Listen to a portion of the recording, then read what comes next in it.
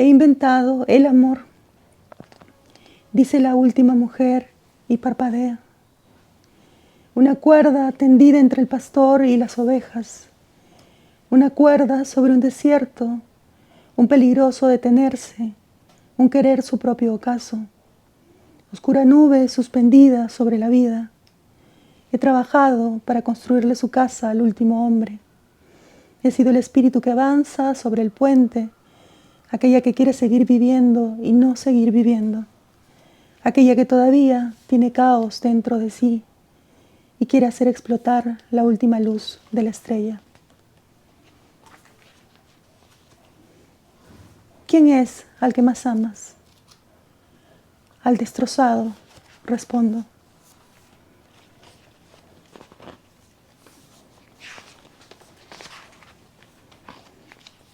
La mujer de la bestia ama sentarse sobre los techos destruidos de las iglesias. Anhela el anillo nupcial, el anillo del retorno. Sus palabras son ligeras, van hacia arriba y hacia abajo. Sus palabras claman la sangre de su hijo. La especie de los sacerdotes y las santas la sigue. El último papa, el papa negro, aúlla dentro de ella. Está escondido. Lleno va de secretos. Todos los animales la aman. Ponen barro dentro de sus oídos para que no escuche. Ella, triste como un soldado, como un payaso, piensa. Amigos y amigas que leen por gusto, están viendo a Teresa Orbegoso, poeta, periodista cultural, gestora cultural también. Y para mí pues es saldar una deuda porque hace mucho tiempo, y no exagero, pues que estaba pendiente de conversar con Teresa y felizmente se pudo dar y ella nos ha leído 3 poemas de La Mujer de la Bestia. Este poemario que ha sido publicado por La Purita Carne en 2022. Y miren que recién podemos hablar, ahí está, gracias Teresa por mostrar la portada de tu poemario. Y bueno, bienvenida Teresa. Gracias por la invitación, gracias por dedicarle un espacio a la literatura, a los libros escritos por peruanos y peruanas en este país donde es tan difícil hacerlo. Y difundirlo es realmente una tarea muy importante. Así que qué bueno que exista Lee por Gusto. Gracias Teresa por tus palabras. Esta no es una pregunta retórica, es ¿cómo estás? Sé que estás en tratamiento nuevamente contra el cáncer, tuviste, ¿no?, ya la enfermedad en 2016. Hay un poemario que Abro el miedo, ¿no?, que desarrollas, pero ¿cómo estás, Teresa? Bueno, me vino un tercer cáncer, me habían dado de alta de 2 cánceres en el 2020 y el 2024, este año, hace 3 meses, retornó la enfermedad con una metástasis, entonces en 4 órganos y la garganta, por eso es que hablo así, disculpen mi terrible lectura porque esta no es mi voz, pero es lo que puedo hacer y no quiero dejar de leer y espero que la voz, después de todo este tratamiento de quimios y lo que se viene, no perder la voz, ¿no? Pero el cáncer ahorita está en la garganta y en el cuello, ¿no? Entonces, y en los pulmones, y en fin, tampoco quiero horrorizarlos, pero sí, o sea, cómo me siento con esperanza a pesar de todo. Cuando me dieron la noticia estaba sola y la verdad es que no sabía que estaba tan mal, no sabía. Me agarró con mucha sorpresa porque los 2 cánceres anteriores que fueron a la mama y luego una recidiva en mama, era, digamos, una operación más simple, digamos, y luego ya seguir un tratamiento más simple, ¿no? Pero ahora es complicado y tengo miedo, sí, pero lo que pienso es que tengo que seguir, o sea, tengo que seguir creyendo que las cosas van a salir bien y hacer lo que tengo que hacer, y eso es lo que estoy haciendo, ¿no? Ayer justo fue la tercera quimio de una serie de quimios que tengo que hacer y la madrugada fue terrible, pero bueno, no quiero extender eso. Pero ahora estamos acá, o sea, estamos bien y nada, creo que también es tiempo que los pacientes con cáncer tengamos esa posibilidad primero de hablar, de estar, de existir. Y no dejar de existir por eso, ¿no? Porque tenemos cáncer, sino al contrario, estar más presentes. Sí. Sí, bueno, y desde la poesía tú particularmente tienes una manera de afrontar la enfermedad, de hablar de ella, lo has hecho en Abro el Miedo, y también pues de responder un poco a estos lugares comunes, ¿no? Porque también desde afuera, lo inmediato, claro, esa solidaridad o preocupación aparente a veces se vuelve un poco torpe, ¿no? Por caer en lugares comunes, y fuerza, ánimo, etcétera, Sí. etcétera, ¿no?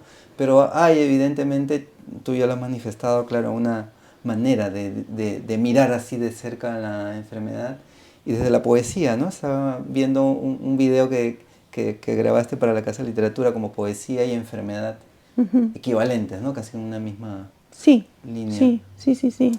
Y fíjate que a propósito de la mujer de la bestia, que empieza con un epígrafe de Así habló Zaratustra de Friedrich Nietzsche, y claro, ya comentaremos también si es una respuesta o la contraparte de, pero ahí en Zaratustra pues hay un capítulo, dice, ¿no? De leer y escribir, y ahí dice él, ¿no? De todo lo que escribo, yo amo solo aquello que alguien escribe con su sangre. Y pensaba, ¿no? Esta es una metáfora, ¿no? Desde el dolor también, cómo se escribe, ¿no? Y algo, y ahí Abro el Miedo se percibe, ¿no? ¿Cómo lo miras tú? Sí, hay, digamos, lo que te coloca en el punto más animal, si quieres, como ser humano, respecto de ese vínculo animal-humano, es la muerte. Y al tener una enfermedad que es terminal, que te puede llevar a la muerte como un cáncer, te coloca en ese lugar. Y desde ese lugar sanguíneo, animal, como que surgen las grandes verdades que tú de repente no has tomado en cuenta en tu vida, ¿no? Y aparecen ahí, ¿no? Aparece algo tan profundo, tan animal, tan humano también, como el miedo. Y la necesidad de abrir esos miedos que han estado ahí emposando, ¿no? Y de pronto con una enfermedad se abren, ¿no? Y te explotan en la cara, ¿no? Pero creo que es importante, o sea, es extraño porque claro, uno dice, una enfermedad sí, sí, pero también un aprendizaje.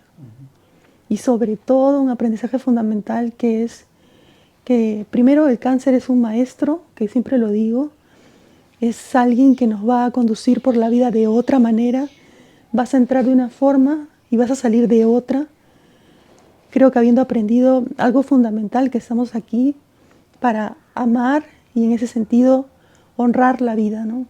Hay que honrar la vida, o sea, no podemos vivir de cualquier forma, como si tuviéramos la vida, no sé, o sea, la vida es un milagro, estar aquí es un milagro y tenemos que vivirla de la mejor manera, ¿no? Con mucho respeto, con mucho amor hacia nosotros y hacia los demás y hacia toda la existencia, ¿no? La naturaleza, por ejemplo, ¿no? Que ella además es medicina también, ¿no?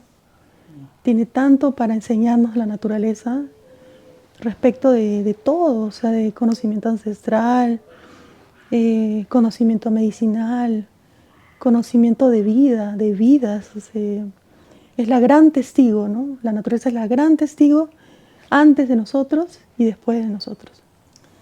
Y la poesía permite llegar a esa reflexión, ¿no?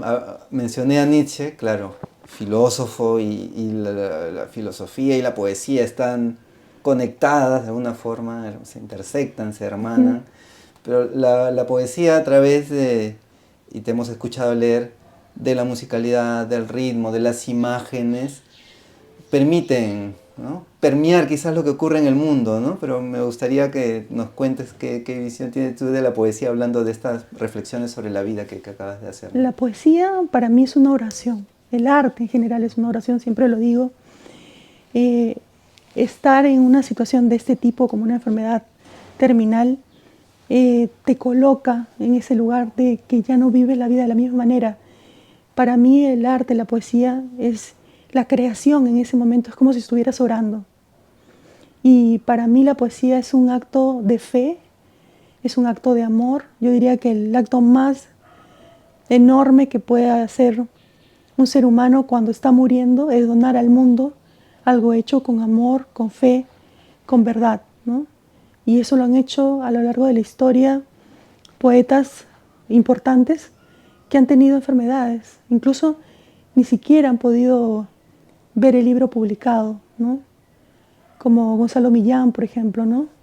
Que él también escribió un diario de vida, un diario de muerte, Veneno de Escorpión Azul, ¿no? Y él, sabiendo que va a morir, escribe ese libro y cada día se levantaba, que es además un libro experimental para mí porque tiene aforismos, tiene poesía, tiene anotaciones, tiene cosas de diario, cosas sobre la enfermedad, ¿no? Que él va aprendiendo y saca ese libro, ¿no? Pues te escribe ese libro, ¿no? Sin importarle su muerte, o sea, sin importarle, sino más bien dejarnos algo, ¿no? Igual Hospital Británico, ¿no? Contemporary también, ¿no? Otro que es un libro más místico, es otra cosa, que es como el momento en que le trepan la cabeza literalmente y ahí surge este poemario también tan distinto, tan diferente. Y eso es algo que es importante también, ¿no? Que la enfermedad te permite crear poesía de una manera... son libros que yo diría que tienen una mística, una magia, una manera de ver la poesía de otra forma, ¿no? Sí surge de una herida, sí surge de un dolor, pero también surge en el dolor y en la herida y amor. Y hay posibilidad de cura, y hay posibilidad de la poesía como una curación, ¿no? Pero no como algo que te cura de la forma convencional como entendemos, ¿no? De que te va a curar, te va a salvar.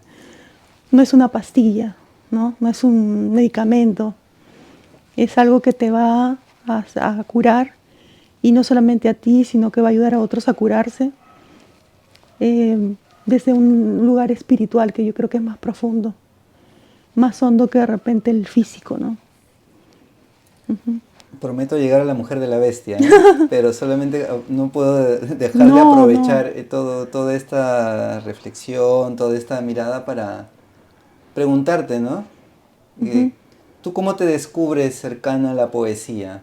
Claro, el primer acercamiento desde la escuela o de casa puede ser la lectura, la música, pero esa conciencia de tu vínculo con la poesía sea para escribirla, sea para pensar en ella, ¿dónde se origina? Adulta, en Buenos Aires, lo recuerdo bien, estaba estudiando una maestría en creación musical, porque yo antes de la maestría en escritura creativa que hice en Buenos Aires, hice la maestría en creación musical. Me interesaba mucho pensar cómo crean los músicos.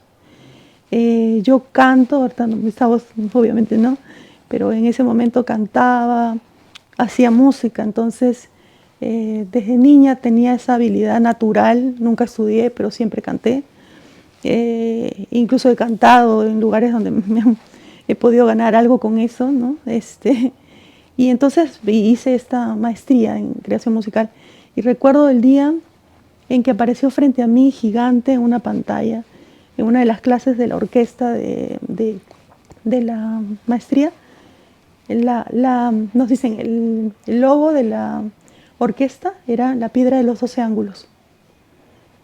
Y apareció frente a mí gigante, así, ¿no? En una pantalla así de cine, porque estaban hablando de la orquesta y todo eso de la maestría. Y cuando vi esa piedra enorme de los 12 ángulos y como que dije, pero esto es algo nuestro, pero me la están devolviendo de tal forma que es la piedra absoluta, ¿no? De Martín Adán, me la están devolviendo. ¿Qué es esto? O sea, ¿por qué me interpela? Recuerdo que hasta lloré al verla ahí en Argentina, puesta como el símbolo de la orquesta.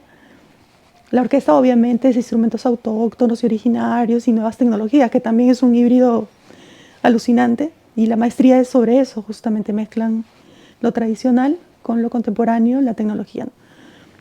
Pero en ese momento Y encima recuerdo que pusieron un canto gregoriano en quechua. Y ya ahí ya empecé a llorar, ¿no? Porque eran las dos, o sea, si tengo que, somos fuente de dos grandes culturas, ¿no? La occidental y la no occidental, ¿no? La andina, amazónica, no sé, costa, ¿no? Somos pero principalmente digamos como dos fuentes importantes, ¿no? Y en ese momento era como verlas juntas. Y eso era uno, pero no habías explorado por ahí. Y eso a mí me llevó a preguntarme inmediatamente, ¿qué es ser peruano? ¿Qué es ser peruana? Esta piedra absoluta de Martín Adán, esta piedra de los 12 ángulos de Arguedas, que nos la describe tan hermosamente, ese ingreso al Cusco, esta música gregoriana occidental en quechua, ¿qué somos? ¿No? Y ahí empezó, o sea, hablando de la poesía de madurez, ¿no? La poesía en donde tú te preguntas cosas fundamentales, o sea, ¿quién eres? ¿No? Y ahí surge. Y hay una clave también en los poemarios que publicaste, ¿no? Llana Guaira, Claro. 2011, Mestiza, Claro. hablando de... Estaba explorando, ¿no? Ahí. Y Perú también, ¿no? Claro, Perú ya ahí explota, digamos, toda la... Y era migrante, estaba encima en un proceso de migración. Más todavía te interpela más, no puedes asirte a tu país, ¿no? A libros y cosas, objetos, lugares. Estás en otro lugar completamente diferente al tuyo y de pronto aparece esto, ¿no? Está también incluso ya como anécdota nomás, ¿no? En el Facebook, como te conozco, la peruana Tere, ¿no? Claro. También ahí. Claro, afirmando, ¿no? La identidad. Y además termina todo esto en el libro Perú, pero el libro Perú sale en Buenos Aires, no sale en Perú. Sale en Buenos Aires. ¿Y por qué sale en Buenos Aires? Pero porque había en ese momento que yo vivía mucha discriminación hacia los peruanos, una mala mirada respecto de nosotros, que siempre me dolió, siempre de la que fui víctima también en algunos momentos, pero me defendía, tenía con qué hacerlo, pero en general tenía una mirada tan fea de nosotros que yo dije, no, el libro tiene que salir aquí, en Argentina, porque necesitamos que en la mesa de la literatura argentina esté Perú, ¿no? Como un libro de literatura, poesía peruano, ¿no? Que se ha publicado acá en Argentina. Y salió encima en Buenos Aires Poetry, que era en ese momento una de las editoriales donde todo el mundo estaba mirándola, ¿no? A ver qué hacía, qué sacaban, qué cosa nueva. Y para mí fue como una reivindicación. Mi deseo principal era que el Perú estuviera de la mejor manera, ¿no? Que nos conocieran más, que vieran que somos más que lo que de repente ellos pueden estar pensando, ¿no? Y sobre todo por los migrantes peruanos, ¿no? Los migrantes peruanos que se sientan orgullosos, ¿no? Así como se sienten orgullosos por la comida, se sientan orgullosos también de nuestra literatura y que reivindiquemos eso, ¿no? Para quienes están viendo a Teresa, nos están escuchando, como dato, ella vivió en Buenos Aires 15 años más o menos, ¿no? 17 más o menos. Ya un poco más incluso. Entonces, ahí estudió además, ella habló del momento, Teresa habló del momento de que vio esta orquesta, pero luego siguió la maestría de escritura creativa en la Universidad 3 de Febrero, que es una maestría muy prestigiosa y muy difícil, se ingresa, no es tan sencillo. Sí, con concurso. ¿No? Y para América Latina y para Perú solamente hay un lugar. Sí, ¿no? Sí. Está María Negroni, ¿no? María Negroni es prof, directora académica de toda la maestría. Ella trajo la maestría de Nueva York. Cuando se muda a Buenos Aires, la trae a Argentina. Inmediatamente los que nos enteramos lo más pronto posible, pues ya postulamos, ¿no? Y en ese año incluso era plaza solamente para un peruano, pero postulamos 2. Y la otra compañera que era Katia Dawi, que era narradora y muy buena. Y era poesía y narrativa. Y dije, no, la van a una. Y nos dieron a las 2. Mira, sí, Katia Dawi efectivamente. Nos dieron a las 2 cupos para Perú, bien. Sí. Pues vamos a La mujer de la bestia. Me llama mucho la atención el tono, ¿no? Hablábamos hace un momento de abro el miedo, perdón. Y el tono aquí de la mujer de la bestia, por algo ahí aparece el Zaratustra, ¿no? Digamos, es como esa voz que aparece y enuncia, pues claro, esta mujer de la bestia es bíblica, como dice Juan de la Fuente en el prólogo, Metsu en el prólogo, es bíblica, es apocalíptica, es, ¿no?, la que anuncia, y ese poema brevísimo que leíste, ¿no? ¿A quién amas más, no? Al destrozado, ¿no? Entonces esa manera de enunciar ese tono, para también contarles a quienes están viendo, pues que hay una exploración ahí distinta, ¿no? Respecto a Abro el Miedo y aquí, ¿no? ¿Cómo surge este proyecto? La mujer de la bestia surge porque primero es escrito antes que Abro el Miedo. Y surge, bueno, yo vengo de las canteras de la filosofía, yo estudio filosofía entre la Ruiz de Montoya y Católica. Hice todos los cursos, todas las materias, no me titulé, pues faltaba ahí unas cosas, pero hice toda la carrera de filosofía. Entonces la filosofía es parte de mi vida, o sea, yo no puedo escribir, para cada libro que ustedes hayan podido leer, Perú, Mestiza, siempre hay un fundamento filosófico, ¿no? Siempre hay una lectura, un diálogo con algún filósofo o con alguna manera de entender, digamos, el arte, ¿no?, desde la filosofía. Entonces, la filosofía es algo que es parte, para mí, poesía y filosofía, no sé, es como, para mí la poesía es pensamiento, como la filosofía también lo es, entonces son como hermanos gemelos, ¿no? Y bueno, La mujer de la bestia surge porque recuerdo que estaba viendo una película de Lars von Trier, que es como una secuela, esta estaba dedicada a Hitler, y en una de las escenas de la película se ve a su pareja que está en medio del abismo, ella está mirando el abismo.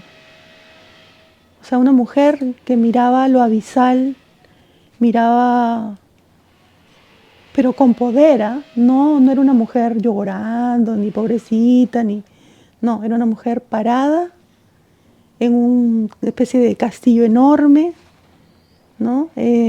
Mirando el abismo que se veía de ese castillo de una manera imponente. Cuando la vi, dije, ella es, ¿no? Yo la vi y me identifiqué. Y yo nunca había escrito un libro sobre las mujeres. Nunca le había dedicado sobre mi visión de las mujeres, sobre lo que yo creía sobre lo femenino, sobre mi experiencia como mujer, ¿no?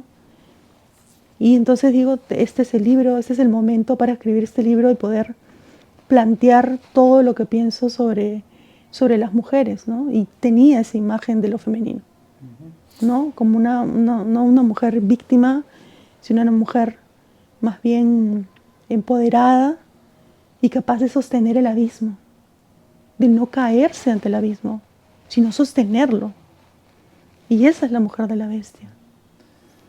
Es el viaje inverso, así habló Zaratustra, dice Juan de la Fuente, ¿no? Es como una respuesta, quizás podríamos decir también. Sí, es la mujer, digamos, si lo vamos a poner en otros términos, es la versión femenina, digamos, o la respuesta de lo femenino frente a, así habló Zaratustra, ¿no? Claro, esa otra mirada, ¿no? Esa del hombre, ¿no? construcción, ¿no? Sí. O sea, somos, como lo plantea esta última película del griego, que se llama, ¿cómo se llama? Pobres criaturas. Somos una construcción, o sea, lo masculino y lo femenino es una construcción y es un viaje esa construcción. Y este libro habla de ese viaje, ¿no? También. ¿Y esta figura de la bestia, Teresa, cómo la incorporas? Claro, la bestia en realidad, o sea, ella no está casada con nadie, no es la mujer de nadie, ¿no?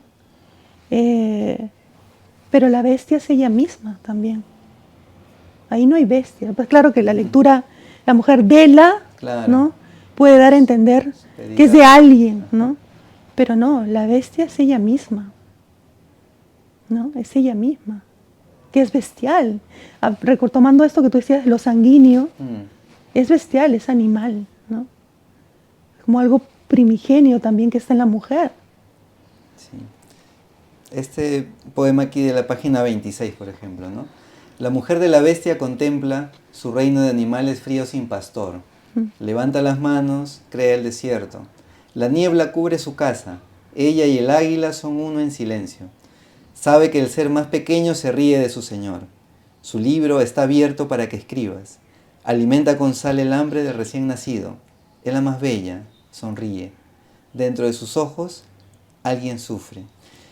Este tono, conectando lo bueno con esta...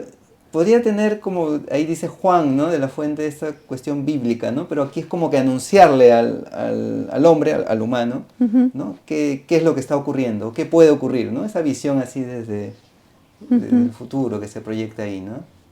Claro, ella está diciendo muchas cosas que nos dicen que son malas, pero él las plantea en ese poema como buenas, ¿no? Porque ponerle sal a un recién nacido, pero ella lo ve como algo más bien positivo, ¿no? Y además esto del que sufre, en sus ojos hay alguien que sufre, ¿no? Y que tiene que ver con el poema vinculado a quien más amas, al destrozado.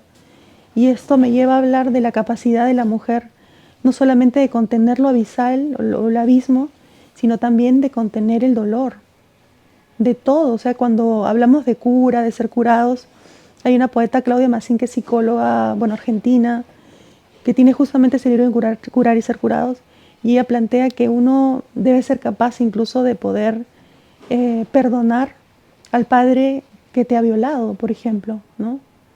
Ser capaz de eso, o sea, esa es la compasión difícil, se le llama, también lo plantea Chantal Maillard. Pero esa mujer es la mujer de la bestia, ¿no? Que es capaz de amar lo que ha sido dañado.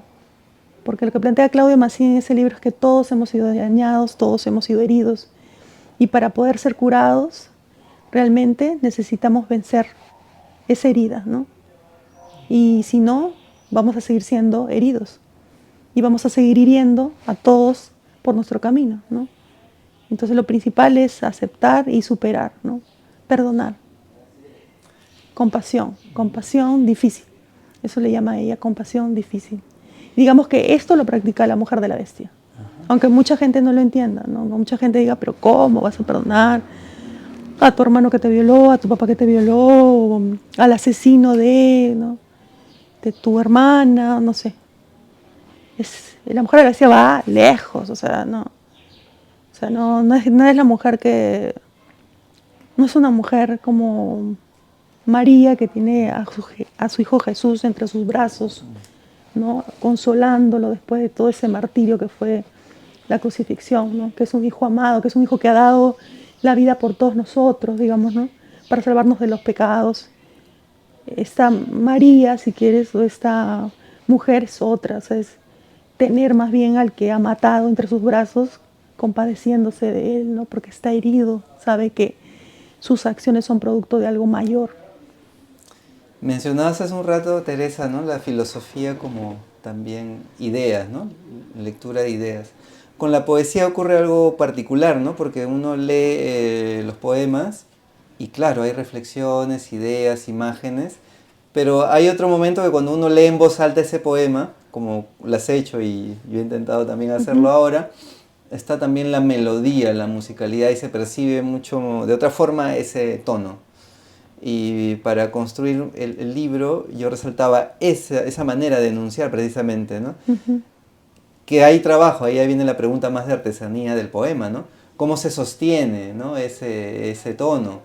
O cómo también se depura el libro, de repente algunos poemas que han quedado ahí, o que no fuera del libro, ¿no? ¿Cómo ha sido ese trabajo? Bueno, yo este libro lo escribí paralelamente a que leía Así habló Zaratustra, escribí un poema. O sea, cada momento de ese libro tenía un poema. Y yo, si quieres, entré en diálogo con la música de Así habló Zaratustra y me dieron estos poemas, que fueron varios. Y quedaron estos, ¿no? Al final en la selección. Pero yo le tengo que agradecer la musicalidad es a Nietzsche, ¿no? Porque me dio el tono, me dio el ritmo. Claro, está mi respiración, que es otra, ¿no? Porque es, digamos, la mía, femenina, en fin, una serie de características. Pero sí, o sea, la musicalidad se la debo a Blos Sartre. Como te digo, lo escribí leyendo paralelamente el libro, ¿no? Y escribiendo, o sea, leyendo y escribiendo al mismo tiempo. De muy ahí, interesante cómo la poesía puede decantar, ¿no? En este caso... su propia música también, sí, ¿no? Sí. Porque la filosofía, bueno, Heidegger decía que la base de la filosofía estaba en la poesía, ¿no? Y la poesía es un canto, o sea, en realidad, o sea, yo como lo entiendo es, sí, es como, es un canto, es una música. La poesía también es música. Es música. Principalmente, yo diría, es eso. Que no lo podamos de repente todos entender o vivenciar, pero como yo he llevado una maestría en creación musical también, que me permitió entender cómo piensan los músicos, qué es ser un compositor, escuchar, ¿no? Porque ahí teníamos, me recuerdo, horas de simplemente poner una obra y escucharla, ¿no? Escuchar la obra 1, 2, 3, 4, y luego comentarla entre todos, ¿no? O construir, por ejemplo, construir piezas musicales entre gente diversa, ¿no? Las clases de heurística, por ejemplo, ¿no? Y componer juntos, ¿no? Desde la nada y a través de la diferencia, y hacer música, ¿no? Y con instrumentos originarios, ocarinas, flautas, digamos de culturas, por ejemplo, vicus, ¿no? Que nosotros mismos habíamos hecho, como luthiers, ¿no? Toda esa experiencia también yo creo que me permite pensar la poesía de otra forma, ¿no? Me permitió pensar la poesía de otra forma, como algo muy, como un arte que es muy completo, o sea, es como que tienes imagen, tienes sonido, tienes palabra, ¿no?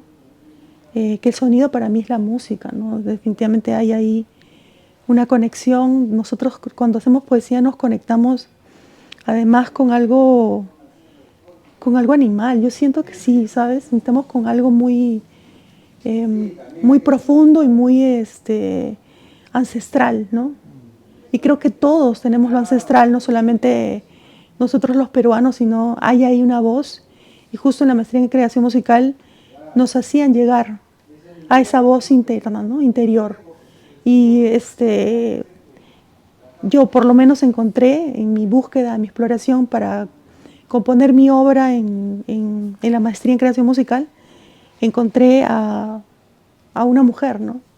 Una mujer que estaba como en una plaza gritando todo el dolor del mundo y que tenía un idioma que no era ni español, ni quechua, ni nada que exista, sino que tenía su propio idioma, ¿no? Y gritaba unas palabras, me acuerdo, que decía algo así como guaj, garitraj, carisme, priu, grupe, dras, somata, me acuerdo. Y encontrar, o sea, para mí eso era encontrar la voz, ¿no? Y saber desde dónde, ¿no? vas a hablar, ¿no?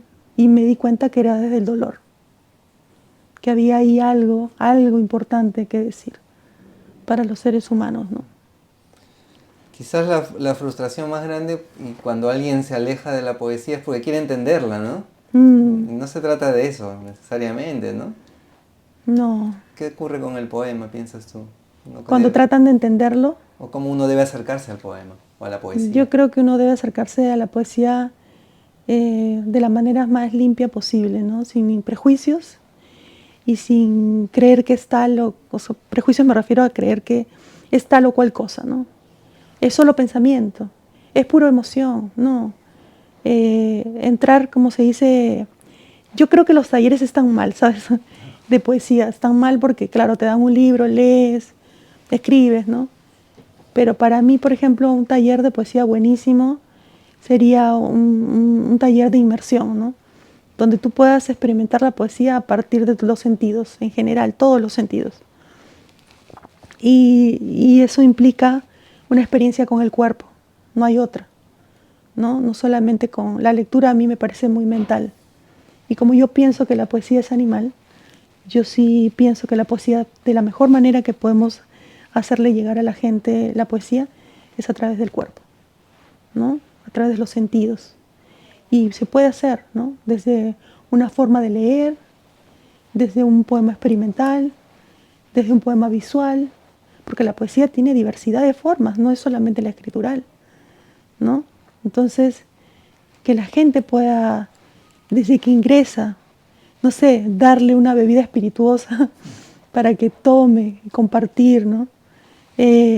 Hasta, no sé, darle un ejercicio, por ejemplo, como de poder tocar tu cuerpo, cómo suenan tus rodillas, ¿no?